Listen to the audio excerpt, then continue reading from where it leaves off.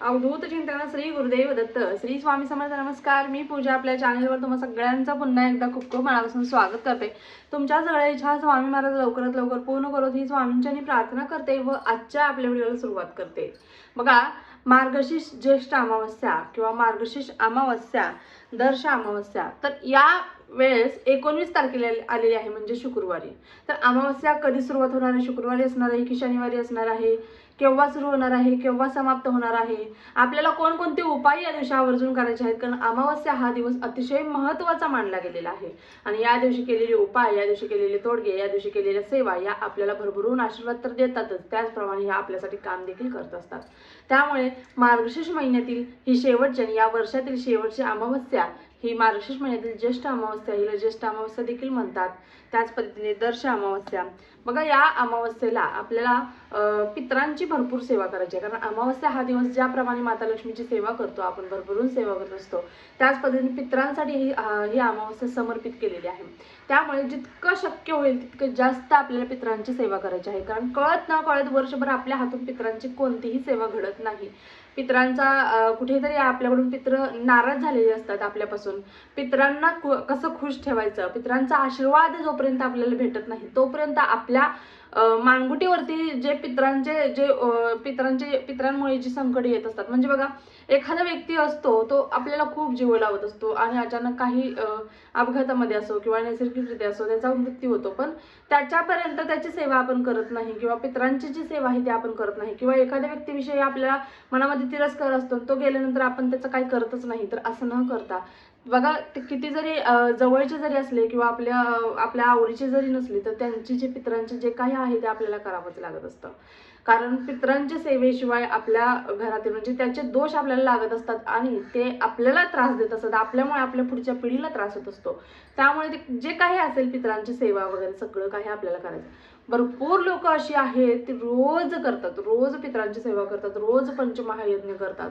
पंचमहायज्ञ असं यज्ञ आहे जे पंचमहायज्ञ केल्यामुळे आपल्या घरातील 99% पितृदोष, कितीही मोठा पितृदोष असो, रोज पंचयज्ञ केल्यामुळे पंचमहायज्ञ केल्यामुळे पितृदोष नष्ट होऊ लागतो, कारण पितृ देखील खुश होत असतात। त्यामुळे शक्य असेल तर पंचमहायज्ञ करण्याचा देखील प्रयत्न करा। बघा, पितरांची सेवा, आता पितरांचं अमावस्या म्हटलं की पितरांची सेवा आपण भरपूर करतो, अमावस्या म्हटलं की आपण उपाय तोडगे देखील करतो। तर या दिवशी काय करायचं? सकाळी लवकर उठायचं आहे। सगळ्यात अगोदर तुम्हाला मी अमावस्या कधी लागते हे पहिल्यांदा सांगते। बघा, अमावस्या 19 तारखेला सकाळी पहाटे 5 वाजता 4:59 म्हणजेच 5 वाजता अमावस्या लागणार आहे आणि समाप्ती ही दुसऱ्या दिवशी म्हणजेच 20 तारखेला 20 डिसेंबर रोजी सकाळी 7:13 संपणार आहे। त्यामुळे अमावस्या ही असणार आहे 19 तारखेला, ही मोठी अमावस्या असणार आहे, बरोबर संपूर्ण दिवस आहे, दुसऱ्या दिवशीचा पण पहाटेपर्यंत आहे। त्यामुळे आपल्याला या अमावस्येमध्ये भरभरून सेवा करायची आहे। आता सकाळी उठल्यानंतर अगोदर आपल्या बाहेर अंगण झाडायचं आहे, व्यवस्थित पाणी मारायचं आहे दारासमोर। परत त्यासमोर बघा, आपण जी काही सेवा वगैरे करतो, देवपूजा करण्या अगोदर पितरांची सेवा करायची आहे। पितरांची सेवा काय करायची? दक्षिण दिशेला, जसं की तुम्हाला मी दरवेळेस सांगत असते, दक्षिण दिशेला तोंड करायचं। आपल्या नित्यसेवेच्या पुस्तकामध्ये पितृअष्टक आहे, पितृस्तुती स्तोत्र आहे, हे दोन्ही देखील तुम्हाला एक वेळा फक्त बोलायचं। फक्त संस्कृतमध्ये असल्यामुळे थोडं अवघड जातं कधी कधी। मराठीमध्ये प्राकृत आहे, मराठीमध्ये आहे, संस्कृतमध्ये आहे, तुम्हाला अवघे 5 ते 10 मिनिटं लागतील, तेवढा 10 मिनिटाचा वेळ द्यायचा आहे। आसन देखील वेगळं घ्यायचं आहे, जे देवपूजा करताना आपण आसन घेतो ते घ्यायचं नाही, वेगळं आसन घ्यायचं आहे। ते आसन साईडला ठेवायचं आहे, हातपाय स्वच्छ धुवायचे आहेत आणि नंतर आपल्याला आपली देवपूजा करायची आहे, बरोबर। बघा, आपल्या जीवनामध्ये जर पितृदोष लागू नये किंवा आपल्या घरात कोणतेही संकट येऊ नये असं वाटत असेल तर या 4 देवतांची आपल्याला भरभरून सेवा करावीच लागते। ते म्हणजे कोण? एक तर पितर, सर्वश्रेष्ठ पितर आहेत, आपले गुरु आहेत, आपली कुलदेवी कुलदैवत, ह्या 4 देवतांची सेवा आपल्याला करावीच लागते आणि करायलाच हवी। नाहीतर असे देखील भरपूर लोक आहेत, कुठेही जा, कोणत्याही देवदर्शनाला जा, म्हणजे असं फिरायला गेलेले असतात, पिकनिकला गेले, जिथे कुठे जातील तिथून देव गोळा करून घेऊन यायचे।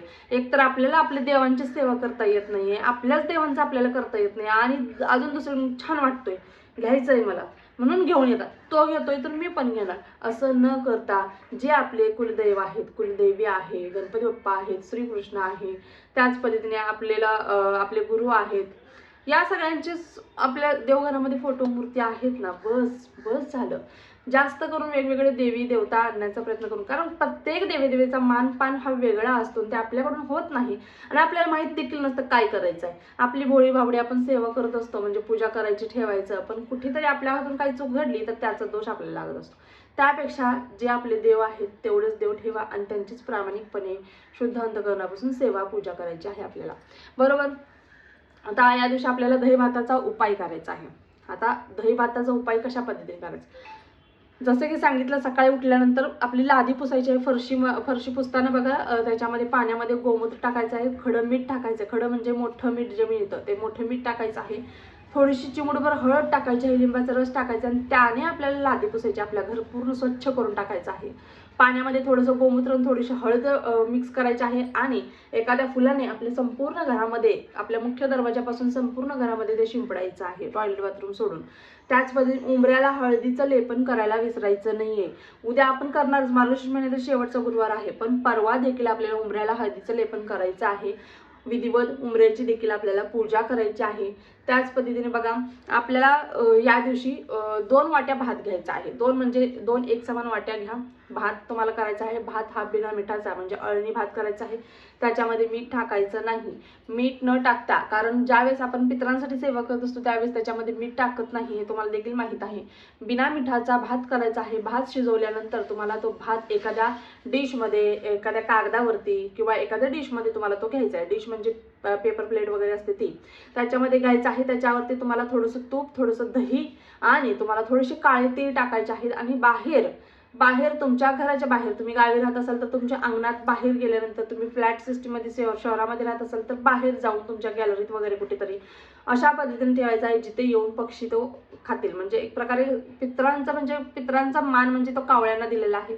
पण बघा आता कावळे सगळीकडेच असतात असं नाहीये, तर तुम्हाला काय करायचं आहे, बाहेर जायचं आहे आणि आपल्या पितरांच्या स्मरणार्थ आपल्याला सकाळी 12 वाजता, अमावस्येच्या दुपारी 12 वाजता तो भात आपल्याला बाहेर नेऊन ठेवायचा आहे पितरांच्या स्मरणार्थ. आपल्या पितरांचे जे कोणी पित्र आहे त्यांचं मनातल्या मनात स्मरण करायचं आहे. त्यांच्या नावे तो घास आपण काढून ठेवलेला असतो तो त्यांना तिथे ठेवायचा आहे. त्याच्यावरती काळा आपण टाकलेलंच आहे, म्हणजे काळे तीळ टाकलेलेच आहेत. त्याच पद्धतीने बघा 12 वाजता नाही जमलं तर 12 ते 2 हा पितरांच्या सेवेसाठीच, म्हणजे पितरांनाच घास देण्यासाठी वेळ ठेवलेला आहे. या टायमिंगमध्ये तुम्हाला तो भात काढायचा आहे. त्याच्यातील भात घरात ठेवायचं नाही किंवा घरात खाण्यासाठी ठेवायचं. जो पितरांसाठी केले तो सगळा भात तिथे बाहेर, म्हणजे 2 वाट्या लावलं त्याच्यातलं 1 वाटी भात तुम्हाला बाहेर ठेवायचा आहे. आता राहिलेल्या 1 वाटीचं काय करायचं, तर 1 वाटी भात तुम्हाला सायंकाळी त्याचा उपाय करायचा आहे, तोडगा करायचा आहे. तुमच्या घरामध्ये एखादी व्यक्ती सतत आजारी पडत असते बघा, मग लहान मुलं असो आपले किंवा वृद्ध असोत किंवा मोठी माणसं असोत, काही ना काही कारणास्तव सतत आजारी पडत असतात. काही म्हणजे त्यांच्या मागे काय लागलेलं असतं काय माहिती, कोणती शक्ती लागलेली असते, सतत ते आजारीच पण, हे झाले की ते दुखते, ते झाले की ते दुखते, सुरूच असतं त्यांचं, कंटाळ येतो अक्षरशः. तर अशा वेळेस तसंच त्याच पद्धतीने एकदा कागदावर किंवा पेपर डिशमध्ये तो भात घ्यायचा आहे. त्याच्यावरती दही, तूप आणि काळे तीळ टाकायचे आहेत. त्याला दक्षिण दिशे साईडला उभा करायचा आहे. तुमचा मुलगा असो, मुलगी असो किंवा वृद्ध कोण असतील जे आजारी सतत पडत असतील त्यांना, आणि त्यांच्यावरून तुम्हाला तो भात श्री स्वामी समर्थ म्हणत 7 वेळा उतारा करायचा आहे, उतरवायचा आहे. आणि उतारा झाल्यानंतर अशा वेळेस उतारा करा ज्या वेळेस बाहेर जास्त लोकांची गर्दी नसेल, म्हणजे रेलचेल नसेल.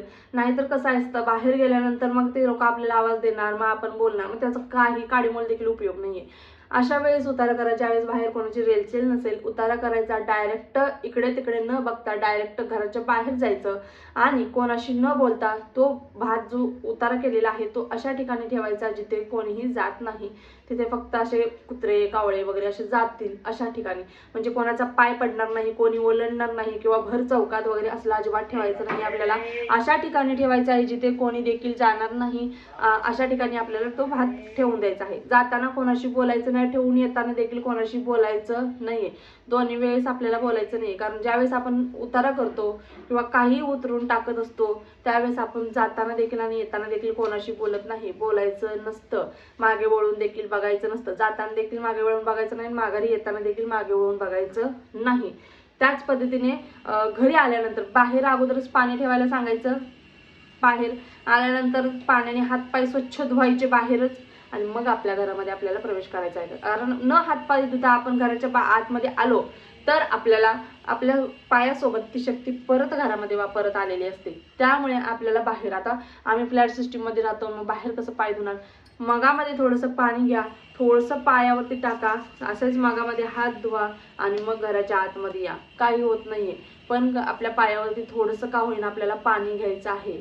त्यामुळे ही एक गोष्ट लक्षात ठेवा का फ्लॅट सिस्टीम आहे तर खाली तुम्हाला पाणी असतंच, नळ वगैरे असतो, खालीच हातपाय धुवायचे आणि मग नंतर आपल्या घरी जायचं आहे. कळलं? अशा पद्धतीने आपल्याला हा भाताचा तोडगा, हा भाताचा उपाय करायचा आहे.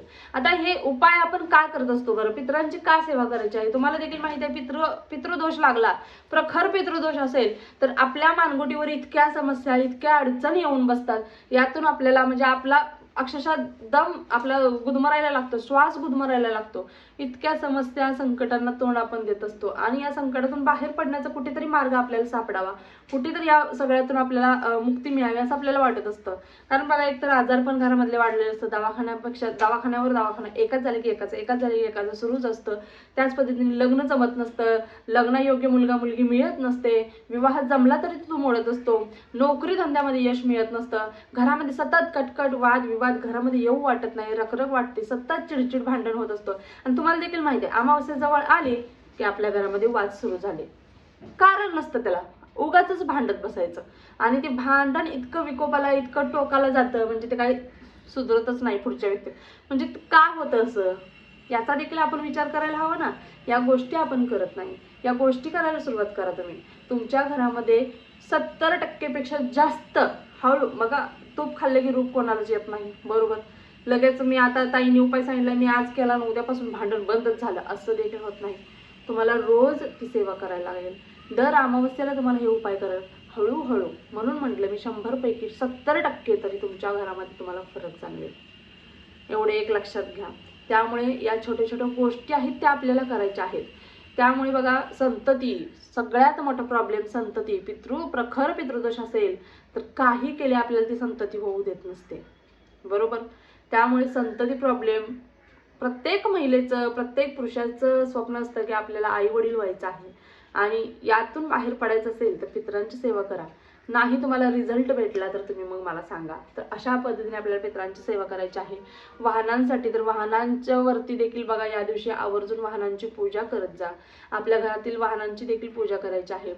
कधी कधी असं होतं की आपल्याला काही सुधरत नाही, कुठून आपले, आता बघा आपल्याला वाहनांचे देखील बघा, तुम्हाला शक्य झाल्यास काय करायचं, एक नारळ घ्या, या दिवशी आवर्जून पिवळी मोहरी घ्या, पिवळी मोहरी आपल्या पिवळी मोहरी आणा आणि त्याच्यावरती तुम्हाला 11 वेळा वल्गा सुक्तम, 11 वेळा कालभैरव अष्टकम हे बोलायचं आहे आणि तुम्हाला पिवळ्या रंगाच्या वस्त्रामध्ये ती गाठ मारायची आहे आणि आपल्या गाडीच्या इंजिनच्या खाली एखाद्या तारेने ते कपडा व्यवस्थित बांधून ठेवायचा आहे. यामुळे आपल्या वाहनांचं देखील सुरक्षा होत असते. आवर्जून वाहनं या दिवशी वाहनं सुरू करून, कायम वाहनांची पूजा करताना वाहनं सुरू असायला हवीत, वाहन सुरू करून वाहनांची पूजा करा. त्याच पद्धतीने वाहनाखाली लिंबू ठेवा, वाहनाच्या चाकांवरती पाणी वाहून त्यांना गुलाल लावा, वाहनाच्या चाकांना गुलाल वाहून चाकाखाली एक लिंबू ठेवा आणि लिंबू चिरडा गाडीच्या पायाखाली, चाकाखाली.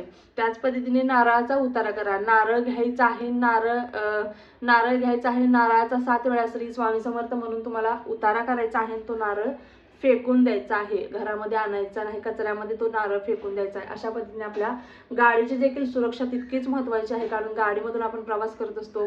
गाडी आपली खूप महत्त्वाची असते. आपल्या घरातील जो व्यक्ती आहे, कर्ता व्यक्ती आहे, तो त्यातून प्रवास करत असतो. त्यामुळे नक्कीच तुम्ही या छोट्या छोट्या गोष्टींचं पालन करायचं. या दिवशी गुरुजींना आवर्जून दान करा.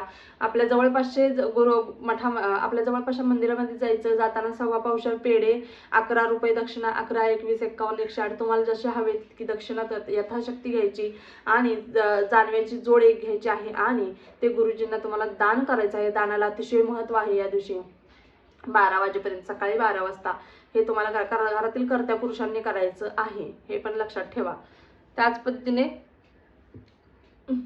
पद्धतीने तिथून येताना त्यांच्याकडून काही प्रसाद वगैरे घ्यायचा नाही, घरी यायचं, हातपाय स्वच्छ धुवायचे ना, आपली जी काय आहे कामं ती करत राहायची. अशा पद्धतीने आपल्याला आवर्जून अमावस्येच्या दिवशी पितरांची सेवा त्याच पद्धतीने या छोटे छोटे चुका टाळायच्या आहेत आणि या सगळ्या सेवा आपल्याला करायच्या आहेत. अजून देखील तुमच्या काही शंका असतील तर आवर्जून कमेंट बॉक्समध्ये विचारा. आपल्या चॅनल प्रत्येकाच्या शंकेचे निरसन नक्कीच केले जाते. व्हिडिओ आवडत असतील तर व्हिडिओला लाईक करत जा, शेअर करत जा, सबस्क्राईब करत जा आणि नक्कीच इतरांपर्यंत देखील ही माहिती पोहोचेल अशा पद्धतीने तुम्ही देखील प्रयत्न करत जा. ओके, पुन्हा एकदा भेटूया अशाच एका नवीन व्हिडिओसोबत. तोपर्यंत झालेली सेवा स्वामींच्या रुजू करते. श्री स्वामी समर्थ. धन्यवाद.